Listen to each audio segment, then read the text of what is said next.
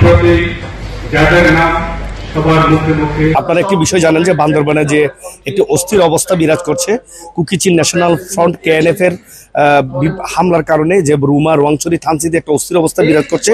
এই অস্থির অবস্থায় বান্দরবানে যে এখন যৌথ বাহিনীর একটি অভিযানও চলছে এবং এখানে পর্যটন কেন্দ্র থেকে শুরু করে সবকিছুই পর্যটন যে বন্ধ রয়েছে এবং এই অস্থিরতা মূলত বন্ধেই এখানে আজ যে ক্ষুদ্র নৃগোষ্ঠীর যে সম্মেলন কেন্দ্রটি রয়েছে, এখানে বান্দরবানের 11টি জনগোষ্ঠীর যে ঐতিহ্যগত প্রতিষ্ঠান রয়েছে, মৌজা প্রধান, পাড়া প্রধান থেকে শুরু করে এখানকার বিভিন্ন জনগোষ্ঠীর নেতৃবৃন্দ এখানে উপস্থিত হয়েছেন।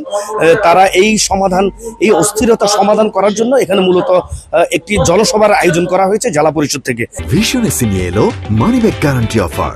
1 মাস ব্যবহার করে সন্তুষ্ট না হলে সম্পূর্ণ টাকা ফেরত।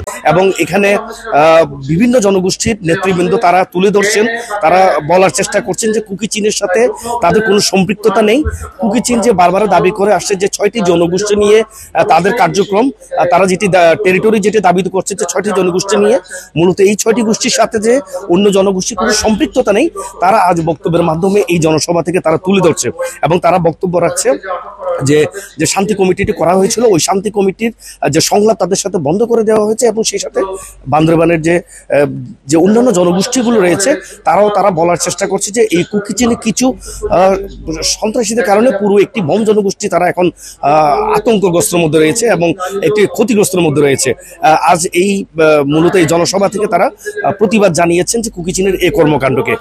আমরা যেটি একটু আগে দেখেছি, বান্দরবানের জেলা পরিষদের চেয়ারম্যান এবং শান্তি কমিটির যে সভাপতি ক্যাশওয়েলা, উনি একটু আগে বলেছেন যে বান্দরবানে যে একটু অস্থিরতা অবস্থা বিরাজ করছে, এই অস্থির অবস্থা কাটিয়ে তুলতে বিভিন্ন জনগোষ্ঠীর লোকজন যাতে তারা সবাই এগিয়ে আসে, মূলত এইটার জন্যই আজ এই জনসভাটার আয়োজন করা হয়েছে এখানে।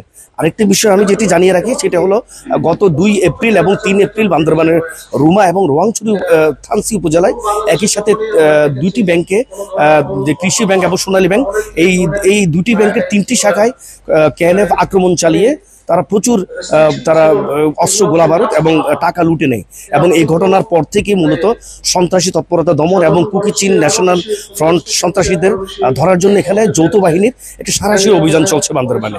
এটি ছিল আমার কাছে সর্বশেষ তথ্য। মিনারুল হক, ATN বাংলা, বান্দরবান।